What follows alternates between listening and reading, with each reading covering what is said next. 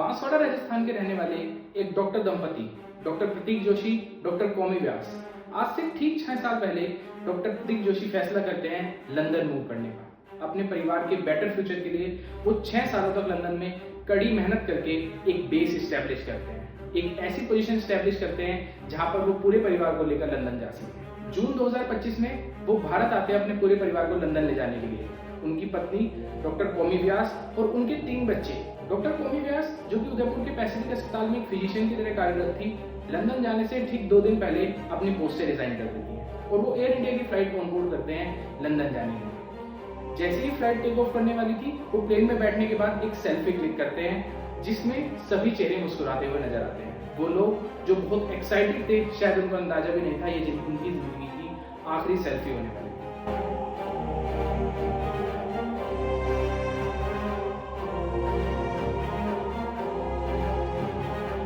जय हिंद दोस्तों। 12 जून 2025 भारतीय हवाई इतिहास के लिए एक बहुत ही काला दिन साबित होता है। अहमदाबाद से लंदन जा रही फ्लाइट एक हादसे का शिकार हो जाती है। ठीक 1:38 पर एयर इंडिया की फ्लाइट AI-171 टेक ऑफ करती है सरदार वल्लभ भाई पटेल हवाई अड्डे से। टेक ऑफ के कुछ चंद सेकंड के बाद पायलट उसके अंदर कुछ तकनीकी समस्या भांपते हुए एक मेडे कॉल जनरेट करते हैं। जब भी पायलट एक इमरजेंसी कंडीशन को भांपते हैं, वो एक मेडे कॉल जनरेट करते हैं जिससे कि एयर ट्रैफिक कंट्रोल से संपर्क बनाया जा सके और एक संभव मदद उनसे मिल सके। अब इस मेडे कॉल के जनरेट करने के बाद कुछ चंद सेकंड के बाद ही फ्लाइट अपना संपर्क खो बैठती है और ये फ्लाइट एक रिहायशी इलाके में जा गिरती है, जिससे कि इसके अंदर एक बहुत तेज धमाका होता है और इसके अंदर काफी लोग मारे जाते हैं। ये फ्लाइट अहमदाबाद के मेघाड़ी नगर स्थित बीजे मेडिकल कॉलेज के हॉस्टल पर जा गिरती है। हालांकि ये लंच का समय हॉस्टल के अंदर चल रहा होता है, तो स्टूडेंट वहां पर खाना खा रहे थे और ये फ्लाइट का आगे वाला हिस्सा उस एरिया से जा टकराता है। इस फ्लाइट के अंदर कुल 242 पैसेंजर सवार थे, जिसमें कि 230 पैसेंजर्स और 12 क्रू मेंबर शामिल थे। इसके अंदर 169 इंडियन, 52 ब्रिटिश, 7 पोर्चुगीज और 1 कैनेडियन सिटीजन शामिल था। ये फ्लाइट लंदन के गेटविक एयरपोर्ट पर लैंड होनी थी। हालांकि ये फ्लाइट चंद सेकंड के बाद ही हादसे का शिकार हो गई। ये फ्लाइट तकरीबन 650 फीट की हाइट लेने के बाद डिसेंट स्टार्ट करती है और डिसेंट स्टार्ट करते करते ये रिहायशी इलाके से जा टकराती है। इस फ्लाइट के अंदर सभी लोगों की मौत हो जाती है, लेकिन सिर्फ एक सदस्य बचते हैं, जो कि अपने आप में एक बहुत बड़ा चमत्कार है। एक Indian British citizen Ramesh Kumar इसके अंदर इस हादसे को सर्वाइव करते हैं। 11A सीट पर बैठे रमेश इमरजेंसी एग्जिट के ठीक पास बैठे थे। हालांकि उन्होंने स्टेटमेंट में ये बात कही है कि 5 से 10 सेकंड तक सब चीजें रुक गई थी। उन्हें ये चीज समझ नहीं आई कि हो क्या रहा है, कैसे उन्होंने एग्जिट ली, ये एग्जैक्टली वो भी डिफाइन नहीं कर पा रहे हैं। पर ये माना जा रहा है क्योंकि वो इमरजेंसी एग्जिट के पास बैठे थे, तो वो एक तरीके से झटके से या अपने आप ही उस प्लेन से कूद गए, जिससे कि उनकी जान बच गई। हालांकि इस प्लेन के अंदर सवार सभी लोगों की मौत हो जाती है और ये बताया जा रहा है तकरीबन 30 लोग जो उस हॉस्टल के थे या फिर जमीन पर थे जिस रिहायशी इलाके में प्लेन टकराया, उनकी भी मृत्यु हो जाती है। इस प्लेन के अंदर गुजरात के ex CM mister Vijay Rupani भी मौजूद थे और इस दर्दनाक हादसे में उनकी भी मौत हो जाती है।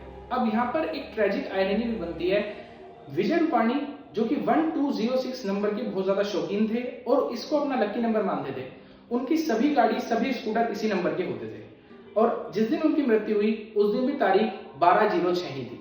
तो ये ट्रेजिक आयरनी उनकी फैमिली मेंबर्स बताते हैं कि 1206 वो एक लकी नंबर मानते थे और ये एक आयरनी ऐसी बनी कि इसी दिन पर उनकी मौत हुई। ये हादसा 2020 के दशक का सबसे बड़ा विमान हादसा है। ये प्लेन बोइंग 787 ड्रीमलाइनर प्लेन था और ये इस 787 प्लेन का पहला विमान हादसा है। ये इस प्लेन की एक गोल्डन रन, यानी कि ये प्लेन आज तक एक भी हादसे से नहीं गुजरा था, उसकी गोल्डन रन को समाप्त करता है। अब बात ये आती है कि ये जो बोइंग प्लेन था 787, ये 2011 से ऑपरेशनल था और ये पर्टिकुलर प्लेन जो हादसे का शिकार हुआ, ये तकरीबन पिछले 11 साल से फ्लाइट ले रहा है। तकरीबन 47,500 घंटों तक उड़ान भरने के बाद, 7,000 फ्लाइट लेने के बाद ये प्लेन हादसे का शिकार होता है। हालांकि इस हादसे के ऊपर कई सारे सवाल उठते हैं, क्योंकि बोइंग और एयर इंडिया दोनों की इमेज कुछ ज्यादा साफ नहीं है, तो दोनों ही अभी सिक्योरिटी रडार के अंदर आ जाते हैं। अब बात करते हैं बोइंग कंपनी के कुछ अन्य हादसों की, जो बताते हैं कि बोइंग कंपनी की लापरवाही के कारण कुछ अन्य हवाई हादसे भी हुए। इसमें सबसे मुख्य हादसा जो बोइंग के लिए एक सबसे बड़ा सेटबैक था, वो था बोइंग 737 मैक्स। ये क्राइसिस चली बोइंग के लिए 2018 से 2020 तक। ये बोइंग का 737 वर्जन का अपग्रेड था। एक मोर फ्यूल एफिशिएंट वर्जन बोइंग ने इस प्लेन को बनाया। हालांकि बोइंग उस समय एयरबस के साथ कंपटीशन कर रहा था, तो बोइंग ये चाहता था कि जल्दी से जल्दी इस प्लेन को ऑपरेशन किया जाए। बोइंग ने इस प्लेन के अंदर एक सॉफ्टवेयर इंस्टॉल किया MCAS, और बोइंग ने जब ये प्लेन कंपनीज को बेचा तो बोइंग ने ये चीज कही कि इसके लिए एक अलग से फ्लाइट सिमुलेटर ट्रेनिंग की आवश्यकता नहीं है, जो पहले 737 की ट्रेनिंग थी वही इसके अंदर काम आ जाएगी। अब ये MCAS सॉफ्टवेयर क्या करता था, ये MCAS सॉफ्टवेयर प्लेन की नोज को नीचे रखने में काम करता था, क्योंकि जो प्लेन का फ्यूल एफिशिएंट वेरिएंट था उसमें इंजन की कुछ इस तरीके से डिजाइनिंग की गई थी कि प्लेन ऑटोमेटिकली नोज अप जाती थी प्लेन की। उस टाइम पर ये MCAS प्लेन की नोज को नीचे करके बैलेंस करता था। इस MCAS की जानकारी हालांकि पायलट्स को और कंपनीज को नहीं दी गई। अब जब ये प्लेन ऑपरेशनल हुआ तो 2018 में इंडोनेशिया के अंदर इस MCAS सॉफ्टवेयर के कारण ये प्लेन एक क्रैश का शिकार बना, जिसके अंदर तकरीबन 179 लोगों की जान गई।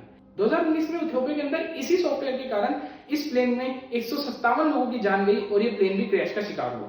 अब बात ये आती है कि जो MCAS सॉफ्टवेयर था इसका काम क्या था। ये MCAS सॉफ्टवेयर एक सेंसर से डेटा रीड करता था।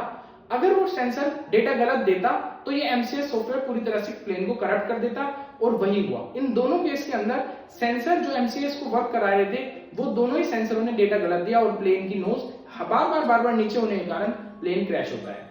अब यहाँ पर बोइंग के ऊपर एक बहुत बड़े चार्जेस लगते हैं, बोइंग के शेयर नीचे चले जाते हैं और इन्वेस्टर्स भी बोइंग के ऊपर अब ट्रस्ट कम कर देते हैं अपना। अब बोइंग क्योंकि इतने बड़े हादसे से गुजरती है, इसके बाद ऑल ओवर द वर्ल्ड जितने भी बोइंग 737 मैक्स थे उन्हीं सबको ग्राउंडेड कर दिया जाता है और 20 महीनों का इन प्लेन्स पर बैन लगता है फॉर स्क्रूटिनाइज दी प्लेन को पूरी तरह थोरोली चेक करने के लिए 20 महीनों का बैन होता है, जो आज तक की यूएस एविएशन का सबसे बड़ा बैन माना जाता है। इसके बाद एक दूसरा इंसिडेंट होता है जनवरी 2024 के अंदर। ये भी सेम बोइंग 737 मैक्स का इंसिडेंट था। इस इंसिडेंट के अंदर फ्लाइट टेक ऑफ करती है और हवा में जाने के बाद कुछ ऐसा होता है जो शायद कभी कोई इमेजिन भी नहीं कर सकता। प्लेन की इमरजेंसी एग्जिट एक प्लग से बंधी होती है, यानी कि जब भी कोई प्लेन हवा में उड़ता है तो जितने भी प्लेन के अंदर डोर होते हैं, इमरजेंसी डोर या मेन डोर, तो इमरजेंसी डोर जो होते हैं वो 4 बोल्ट्स के साथ एक प्लग लगा होता है, जिससे कि वो बोल्ट कसे होते हैं और वो डोर एयर टाइटली सील होता है। ये बोल्ट हल्के कसे होने के कारण प्लग उस दरवाजे से हट जाता है और बीच हवा में ही वो दरवाजा उखड़कर बाहर आ जाता है और लोग, अंदर बैठे लोग बाहर की हवा से एक्सपोज हो जाते हैं, जिससे कि केबिन का प्रेशर बहुत कम हो जाता है और अंदर रखी सभी चीजें बाहर की तरफ मूव करने लगती हैं, जैसे कि लोगों के कप्स, ग्लासेस, मोबाइल फोन्स, वो सभी उड़कर बाहर हवा में चले जाते हैं। हालांकि इस प्लेन हादसे में किसी की जान नहीं जाती, पर यह भी बोइंग के ऊपर एक सवालिया निशान खड़ा करती है। एडवर्ड पियर्सन जो 737 मैक्स के मैनेजर होते हैं, वो ये चीज बताते हैं कि बोइंग इज रशिंग, वो प्रोडक्शन को इंक्रीज करने के लिए कहीं ना कहीं सेफ्टी को कॉम्प्रोमाइज कर रही है। कई विसल ब्लोअर ये चीज बताते हैं कि Boeing is choosing speed over security, यानी कि बोइंग लापरवाही बरतते हुए विमानों का प्रोडक्शन तेज कर रही है, जिससे कि विमान हादसे बहुत ज्यादा यूजुअल हो चुके हैं।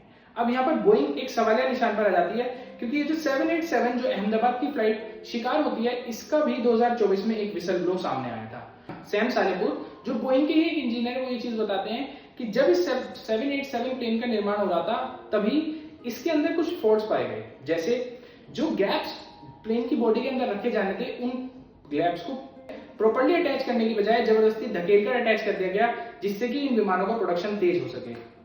बोइंग के अंदर लोगों पर प्रेशर बनाया गया, जिससे कि क्लियरेंस जल्दी से जल्दी विमानों को मिल सके और विमान जल्दी से जल्दी ऑपरेशनल हो सके। कहीं ना कहीं स्पीड को मेंटेन करने के चक्कर में बोइंग यहाँ पर सिक्योरिटी से कॉम्प्रोमाइज करता है। अब दूसरा जो इसके अंदर रडार के अंदर चीज आती है वो आती है एयर इंडिया। एयर इंडिया भी इंडिया के अंदर एक साफ इमेज लेकर नहीं चल रही है। एयर इंडिया के अंदर भी कई सारी पैसेंजर कंप्लेन रेगुलर बेसिस पर हम सुनते रहते हैं। कई एयर इंडिया की फ्लाइट्स ऐसी हैं जो पिछले कुछ दिनों में एक अनयूजुअल इंसिडेंट का शिकार हुई हैं।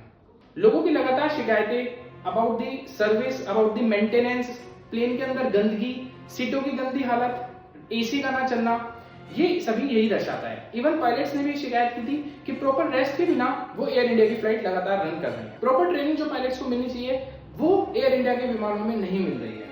और इसी के साथ कुछ ऐसी घटनाएं भी पिछले दिनों एयर इंडिया के साथ हुई, कुछ पिछले सालों में, जो एयर इंडिया पर भी सवालिया निशान खड़ा करती है। 2019 के अंदर एक हाइड्रोलिक फेलियर के कारण इमरजेंसी लैंडिंग होती है न्यू जर्सी के अंदर। ऐसे ही 2 इंसिडेंट 2023 और 2022 में ऐसे हुए जिसमें इंजन थ्रस्ट से आग निकलती हुई पाई गई, जिसके कारण एयर इंडिया की फ्लाइट को इमरजेंसी लैंडिंग करनी पड़ी। यहाँ पर एयर इंडिया और बोइंग दोनों ही अब सवालिया घेरे में आती हैं कि क्या लोगों की जान को साथ कॉम्प्रोमाइज करके ये कंपनियां अपने प्रॉफिट की तरफ देख रही हैं। पिछले 3 सालों से एयर इंडिया टाटा ग्रुप के अंडर आ गई है। तो अब स्थिति देखते हैं किस तरीके से सुधार होती है। बट अभी भी जो लेगेसी प्लेन्स हैं उनकी हालत बहुत ही खस्ता है। पिछले कुछ सालों में जितनी कंप्लेंट्स एयर इंडिया की आई हैं उतनी कंपैरेटिवली किसी भी फ्लाइट्स की नहीं आई। इस विमान हादसे की जांच हालांकि 3 अथॉरिटीज कर रही हैं, जिसमें कि एक यूके अथॉरिटी, एक यूएस अथॉरिटी और एक इंडियन अथॉरिटी है जो इस थोरो जांच इस विमान की कर रही है। एनएसजी कमांडोज ने मौके पर ब्लैक बॉक्स, एफडीआर यानी कि फ्लाइट डेटा रिकवरी और कॉकपिट वॉइस रिकॉर्डर, ये दोनों डिवाइसेस पाली हैं, जिसकी मदद से इससे की मिस्ट्री सॉल्व हो जाए कि ये प्लेन हादसे का शिकार क्यों हुआ। हालांकि कुछ एविएशन एक्सपर्ट के द्वारा ये बताया जा रहा है कि इंजन प्रॉपर थ्रस्ट जनरेट नहीं कर पाया, जिससे कि 625 फीट की हाइट के बाद प्लेन ने डिसेंट शुरू किया और वो एक रिहायशी इलाके में जा टकराया। पर मैं सभी मृत को श्रद्धांजलि देने के साथ इस वीडियो को खत्म करता हूं। आपको इस वीडियो को लेकर जो भी चीज समझनी हो मुझे कमेंट करें। धन्यवाद।